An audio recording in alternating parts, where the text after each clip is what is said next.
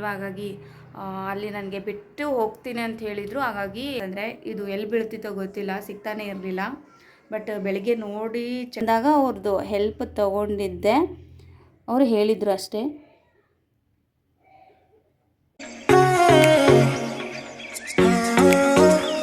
Hi friends, welcome back to my new blog. Friends, ಎಲ್ಲರೂ ಹೇಗಿದ್ದೀರಾ? Super ಆಗಿದ್ದೀರಾ? ನಾನು ಕೂಡ ತುಂಬಾ ಚೆನ್ನಾಗಿದ್ದೀನಿ. ಹಾಗೆ ನೀವು ಕೂಡ ಚೆನ್ನಾಗಿದ್ದೀರಾ ಅಂತ ಅಂದ್ಕೊಂಡಿದ್ದೀನಿ. ಸೊ ನಾನಿವಾಗ 4:30ಇಂದ ಬ್ಲಾಗ್ ಸ್ಟಾರ್ಟ್ ಮಾಡ್ತಾ ಇದ್ದೀನಿ. ಬೆಳಿಗ್ಗೆ ಯಾಕೆ ಮಾಡಲಿಲ್ಲ ಅಂತಂದರೆ ಬೆಳಿಗ್ಗೆ ಸ್ವಲ್ಪ ಕೆಲಸ ಇತ್ತು, ಬೇಗ ಬೇಗ ಮಾಡಿಕೊಂಡು ಸ್ವಲ್ಪ ಹೊರಗಡೆ ಹೋಗಿ ಬರೋದಿತ್ತು. ಸ್ವಲ್ಪ ನಂದು ಲೈಟಾಗಿ ಶಾಪಿಂಗ್ ಇತ್ತು ಆ್ಯಂಡ್ ಯಜಮಾನ್ರದ್ದು ಒಂದು ಪರ್ಸ್ನಲ್ ಕೆಲಸ ಇತ್ತು. ಹಾಗೆ ಅವರು ಆಫೀಸ್ಗೆಲ್ಲ ಹೋಗ್ತಾರಲ್ವ, ಹಾಗಾಗಿ ಅಲ್ಲಿ ನನಗೆ ಬಿಟ್ಟು ಹೋಗ್ತೀನಿ ಅಂತ ಹೇಳಿದರು. ಹಾಗಾಗಿ ಹೋಗಿದ್ದೆ. ಏನಪ್ಪ ಅಂತಂದರೆ ಒಬ್ಬರನ್ನ ಭೇಟಿ ಆಗೋದಿತ್ತು, ನನ್ನ ಫ್ರೆಂಡ್ಗೆ ಅಲ್ಲಿ ಭೇಟಿ ಆದೆ.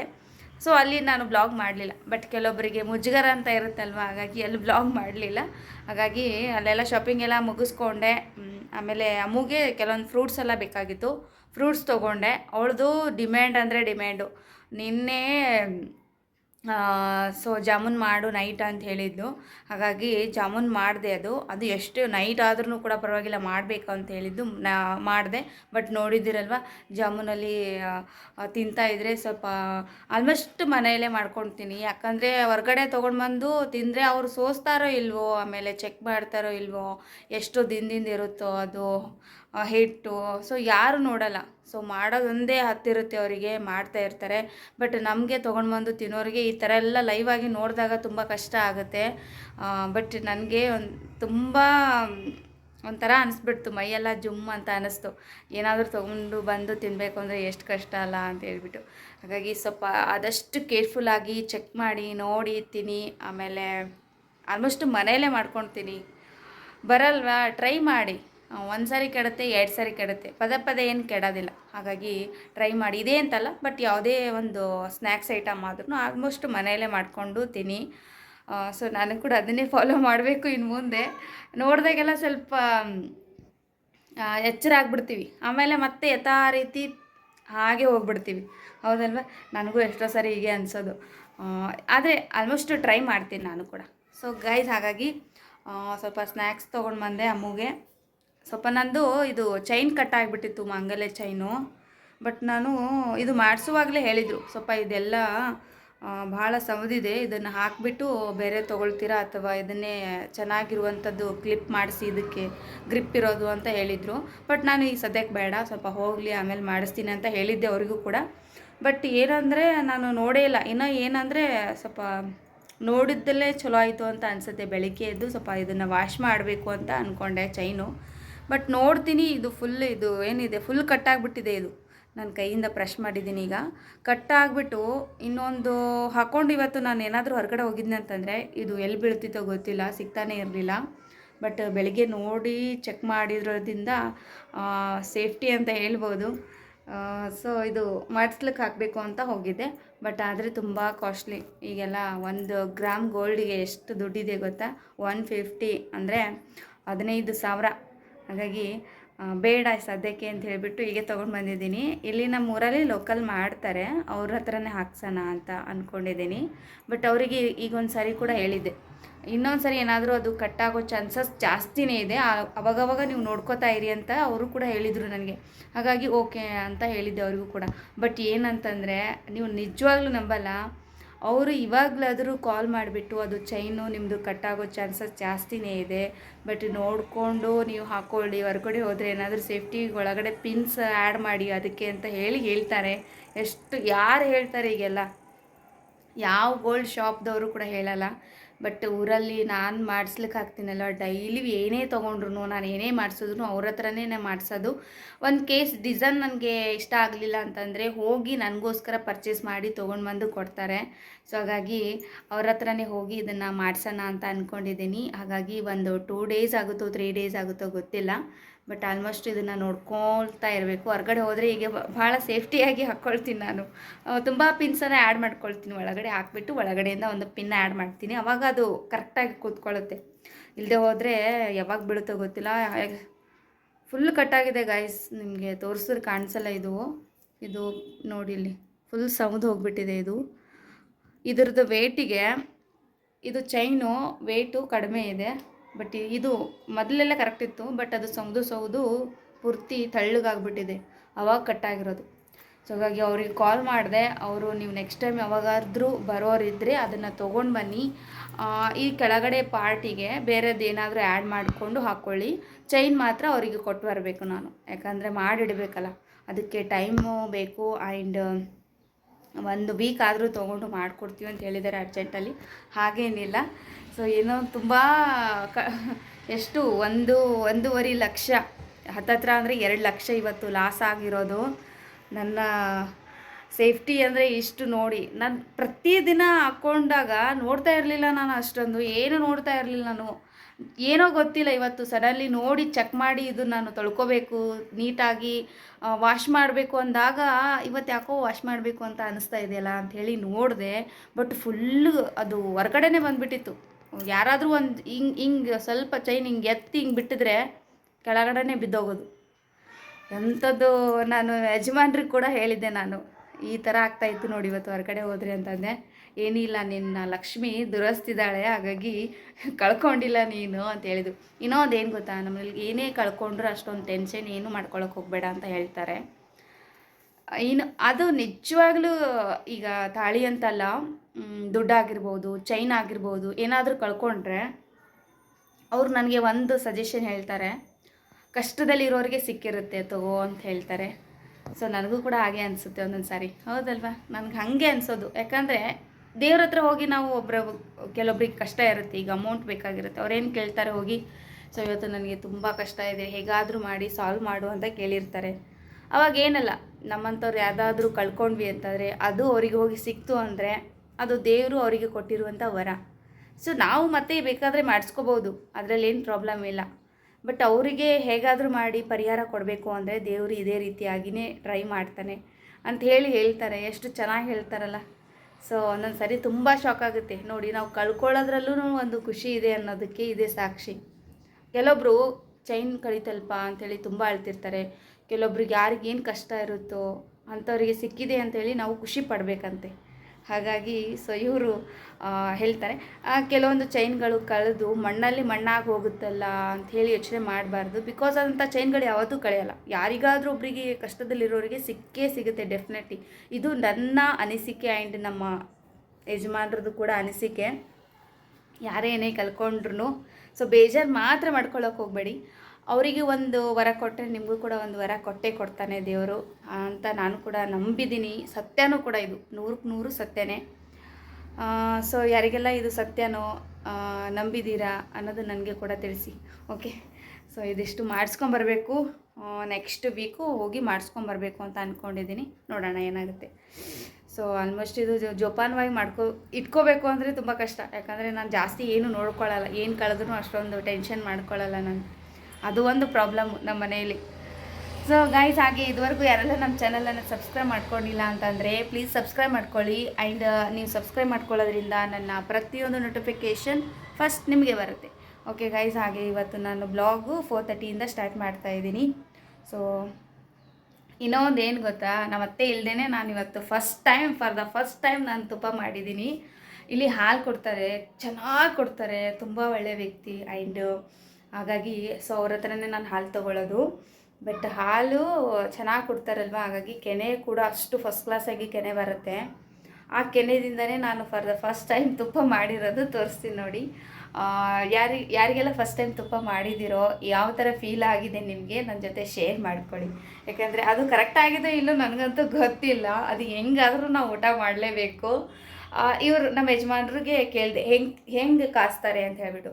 ನೋಡೋಣ, ಟ್ರೈ ಮಾಡು, ಅದು ಬಂತು ಅಂದರೆ ಬಂತು, ಚೆನ್ನಾಗಿ ಬಂತು ಅಂದ್ರೆ ಓಕೆ, ಚೆನ್ನಾಗಿ ಬಲ್ಲದೆ ಇದ್ರೂ ಕೂಡ ನಾನು ಇದೀನಲ್ಲ ತಿನ್ನೋದಕ್ಕೆ ಅಂತೇಳಿ ಹೇಳ್ತಾಯಿದ್ರು. ಹಾಗಾಗಿ ನಿಮಗೆ ನಾವು ಹೊರತು ಗೊತ್ತಿಲ್ಲ.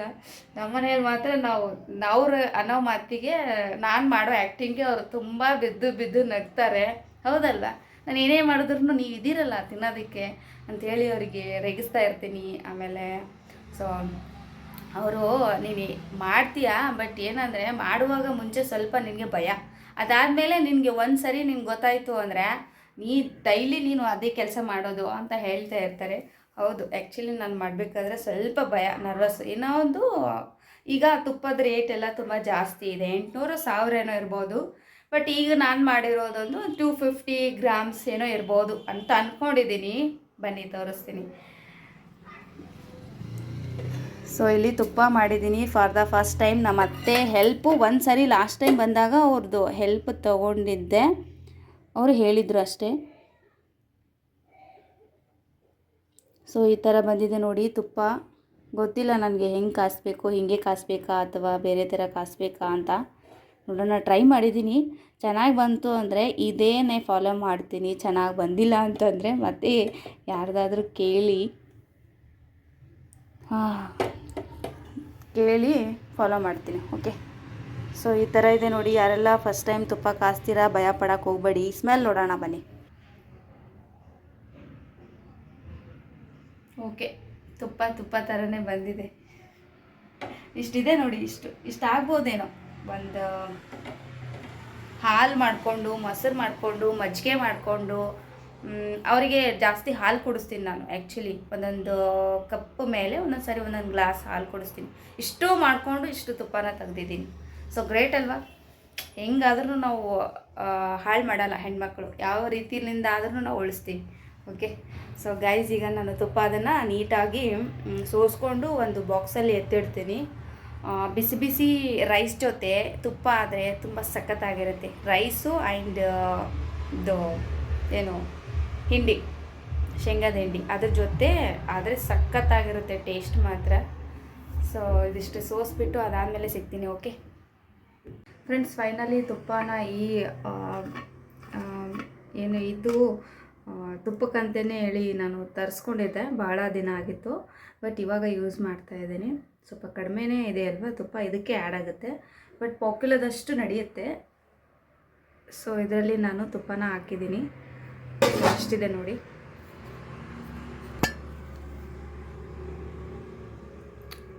ಸೊ ಇಷ್ಟು ಬಂದಿದೆ ತುಪ್ಪ, ಸಾಕು ಇಷ್ಟ ಆದರೆ.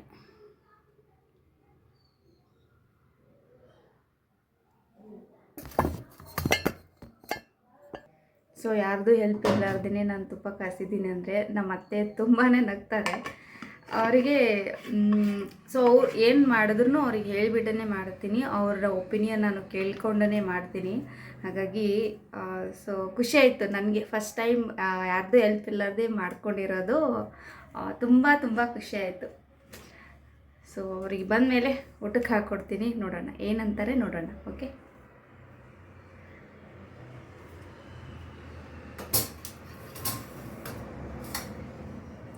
ಸೊ ಇನ್ನು ಬೆಳಗ್ಗೆ ಅಡುಗೆ ಮಾಡ್ಕೊಂಡಿರೋದು. ನಾನು ಕಿಚನ್ ಕ್ಲೀನ್ ಮಾಡ್ಕೊಂಡಿಲ್ಲ, ಬಟ್ ಹಾಗೆ ಹೋಗಿದೆ ಅರ್ಜೆಂಟಲ್ಲಿ. ಸೊ ಹಾಗಾಗಿ ಇದಿಷ್ಟು ಕಿಚನ್ ಕ್ಲೀನ್ ಮಾಡ್ಕೊಂಡ್ಬಿಡ್ತೀನಿ. ಇನ್ನು ಅಪ್ಪು ಅಮ್ಮ ಬೇರೆ ಬರ್ತಾರೆ ಇವಾಗ ಸ್ಕೂಲಿಂದ ಬಂದ್ರೆ ಅಂದರೆ ಅವ್ರದ್ದಂತೂ ಹಿಡಿಯೋಕ್ಕೆ ಆಗಲ್ಲ. ಹಾಗಾಗಿ ಸೊ ಅವ್ರು ಬರೋಷ್ಟೊತ್ತಿಗೆ ಮನೆ ಕಿಚನ್ ಎಲ್ಲ ಕ್ಲೀನ್ ಆಯಿತು ಅಂದರೆ ನಾನು ಕೂಡ ಹೊರಗಡೆ ಹೋಗ್ಬೋದು. ಸೊ ವಾಕಿಂಗ್ ಹೋಗಬೇಕು. ಸೊ ಈ ಮಂತು ನಾನು ಫುಲ್ ವಾಕಿಂಗ್ ಹೋಗಿ ಒಂದು ಸ್ವಲ್ಪ ವೆಯ್ಟ್ ಕಡಿಮೆ ಮಾಡ್ಕೊಳ್ಳೋಣ ಅಂತ ಅಂದ್ಕೊಂಡಿದ್ದೀನಿ. ಬನ್ನಿ ನೋಡೋಣ ಹೆಂಗಾಗುತ್ತೋ ಗೊತ್ತಿಲ್ಲ, ಬಟ್ ತುಂಬ ವೆಯ್ಟ್ ಇದ್ದೀನಂತೆ. ಹಾಗಾಗಿ ಸ್ವಲ್ಪನಾದರೂ ಕಡಿಮೆ ಮಾಡ್ಕೊಳ್ಳೇಬೇಕು. ಸೊ ಹೆಣ್ಮಕ್ಳು ಏನಾದರೂ ಮನಸ್ಸು ಮಾಡಿದ್ರೆ ಖಂಡಿತವಾಗ್ಲೂ ಸಾಧನೆ ಮಾಡೇ ಮಾಡ್ತಾರೆ. ಸೊ ಇದು ಯಾವ ಲೆಕ್ಕ? ಬರೀ ಚಾಲೆಂಜಾಗಿ ತೊಗೊಂಡಿದ್ದೀನಿ. ಈ ಚಾಲೆಂಜನ್ನು ಕಂಪ್ಲೀಟ್ ಮಾಡಬೇಕು.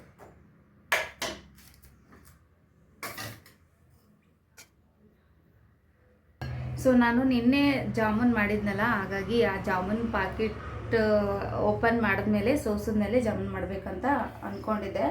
ಬಟ್ ಏನಂದರೆ ನನಗೆ ಸೋಸಿದ ಮೇಲೆ ನೋಡಿ ಮಾಡೋಕ್ಕಾಗಲಿಲ್ಲ ನನಗೆ. ಅದೆಲ್ಲ ನೋಡಿ ಸೋಸಿ ಒಳಗಳೆಲ್ಲ ನೋಡಿದ್ಮೇಲೆ ಮಾಡಿ ತಿನ್ನಬೇಕು ಅಂತ ಅನ್ನಿಸ್ಲಿಲ್ಲ. ಹಾಗಾಗಿ ಅಷ್ಟೇ ಬಿಟ್ಟಿದ್ದೀನಿ. ಸೊ ಜಾಮೂನ್ ಏನು ಮಾಡೋಕ್ಕೆ ಹೋಗಿಲ್ಲ ನಾನು. ಆ ಹಿಟ್ಟನ್ನು ಬಿಸಾಕೋಣ ಅಂತ ಅಂದ್ಕೊಂಡಿದ್ದೀನಿ. ನಮ್ಮ ಮನೇಲೇ ನಮ್ಮ ಅಪ್ಪು ನೋಡಿಬಿಟ್ಟ. ಅವನು ನೋಡಿದಂದರೆ ಜಾಮೂನ್ ಮಾಡಿದೆ ಅಂದರೆ ನಾನಂತೂ ತಿನ್ನಲ್ಲ, ಸುಮ್ಮನೆ ಮಾಡೋಕ್ಕೆ ಹೋಗಬೇಡ ಅಂತ ಹೇಳ್ದ. ಹಾಗಾಗಿ ಸೊ ತಿನ್ನೋರೇ ಬೇಡ ಅಂತ ಅಂದಮೇಲೆ ನಾನು ಹೇಗೆ ಮಾಡಲಿ? ಹಾಗಾಗಿ ಸೊ ಅದನ್ನು ಬಿಸಾಕಬೇಕು ಅಂತ ಹೇಳ್ಬಿಟ್ಟು ಅವತ್ತು ಕಸದ ಡಸ್ಟ್ಬಿನ್ನಲ್ಲಿ ಹಾಕಿದ್ದೀನಿ. ಸೊ ಮತ್ತೆ ತೊಗೊಂಡು ಬಂದು ಮಾಡಬೇಕು ಜಾಮೂನು. ಪಾಕೆಟ್ ನೋಡಿ ಬಂದು ಇನ್ನೊಂದು ಅವ ಇರ್ಲಾರ್ದಾಗ ಸೋಸಿ ಮಾಡಿ ಇಟ್ಮೇಲೆ ಅವನಿಗೆ ಹೇಳ್ತೀನಿ ಸೊ ಮಾಡಿದ್ದೀನಿ ಅಂತ. ಇಲ್ಲೇ ಹೋದರೆ ಅವನು ತಿನ್ನೋದೇ ಇಲ್ಲ, ಹೆಂಗೆ ಮಾಡಿದ್ರು ತಿನ್ನಲ್ಲ ಅವನು.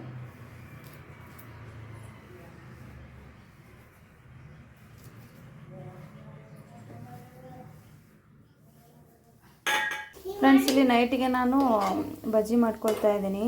ಸೊ ಅಡುಗೆ ಏನು ಮಾಡ್ಕೋತಾ ಇಲ್ಲ, ಬಟ್ ಯಾರಿಗೂ ಅಷ್ಟೊಂದು ಹಸಿವಿಲ್ಲ, ಹಾಗಾಗಿ ಬಜ್ಜಿ ಮಾಡೋಣ ಅಂತ ಹಿಟ್ಟು ಕಲಸಿಟ್ಟಿದ್ದೆ ಆಲ್ರೆಡಿ ಆವಾಗಲೇ. ಸೊ ಇವಾಗ ಇಲ್ಲಿ ಮಾಡ್ತಾಯಿದ್ದೀನಿ. ಚಿಕ್ಕದು ಹಾಕಿದ್ದೀನಿ, ದಪ್ಪದೇನಿಲ್ಲ. ಚಿಕ್ಕ ಮೆಣಸಿನಕಾಯಿ ಹಾಕ್ಬಿಟ್ಟು ಚಿಕ್ಕ ಬಜ್ಜಿ ಮಾಡ್ತಾಯಿದ್ದೀನಿ.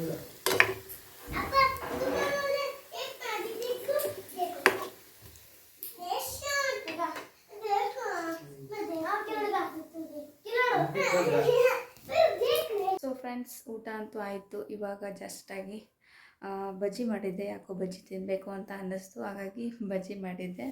ಸೊ ಎಲ್ಲರೂ ತಿಂದ್ವಿ. ಒಬ್ಬರು ಕೂಡ ತಿಂದು ಮಲ್ಕೊಂಡಿದ್ದಾರೆ. ಸ್ವಲ್ಪ ನಾನು ಕಿಚನೆಲ್ಲ ಕ್ಲೀನ್ ಮಾಡೋದಿತ್ತಲ್ವ, ಹಾಗಾಗಿ ಕಿಚನ್ ಕ್ಲೀನ್ ಮಾಡಿಕೊಂಡೆ. ಬಟ್ ಮಾಡಬೇಕು ಅಂದರೆ 1 ಅವರ್ ಏನೋ ಆಯಿತು. ಪಾತ್ರೆ ತೊಳೆದು ಕಿಚನ್ ಕ್ಲೀನ್ ಮಾಡಿ ನಾನು ಸ್ವಲ್ಪ ಫೇಸೆಲ್ಲ ತೊಳ್ಕೊಂಬಿಡ್ತೀನಿ ಮಲ್ಕೊಳ್ಳೋಕ್ಕಿಂತ ಮುಂಚೆ. ನೀಟಾಗಿ ಕ್ಲೀನ್ ಮಾಡಿಕೊಂಡು ಅದಾದಮೇಲೆ ಮಲ್ಕೋತೀನಿ. ಸೊ ಇದರಿಂದ ಪಿಂಪಲ್ಸ್ ಆಗಿರ್ಬೋದು, ಡಾರ್ಕ್ ಸ್ಪಾಟ್ಸ್ ಆಗಿರ್ಬೋದು, ಸೊ ರಿಂಕಲ್ಸ್ ಏನೇ ಇದ್ರೂ ಕೂಡ ಸ್ವಲ್ಪ ಕಡಿಮೆ ಆಗುತ್ತೆ. ಹಾಗಾಗಿ ಸೊ ಇವಾಗ ಜಸ್ಟ್ ಫ್ರೆಶ್ ಅಪ್ ಆಗಿ ಬಂದೆ. ಸೊ ಒಂದು ಬ್ಲೌಸ್ ಇತ್ತು, ಆ ಬ್ಲೌಸ್ ಸ್ಟಿಚ್ ಮಾಡೋಣ ಅಂತ ಹೇಳ್ಬಿಟ್ಟು ಅಂದ್ಕೊಂಡಿದ್ದೀನಿ. ಸೊ ಇವಾಗ ಟೈಮ್ ಬಂದುಬಿಟ್ಟು 11:30 ಆಗ್ತಾಯಿದೆ. ಸೊ ಇವಾಗ ಒಂದು 20 ನಿಮಿಷದಲ್ಲಿ ಆಗಿಬಿಡುತ್ತೆ ಅದು ಬ್ಲೌಸ್ ಸ್ಟಿಚ್ ಮಾಡೋಣ ಅಂತ ಅಂದ್ಕೊಂಡಿದ್ದೀನಿ. ಸೊ ಹಾಗಾಗಿ ಇವಾಗ ಸ್ಟಿಚ್ ಮಾಡ್ತೀನಿ. ಸೊ ಇಲ್ಲಿದೆ ನೋಡಿ ಬ್ಲೌಸು.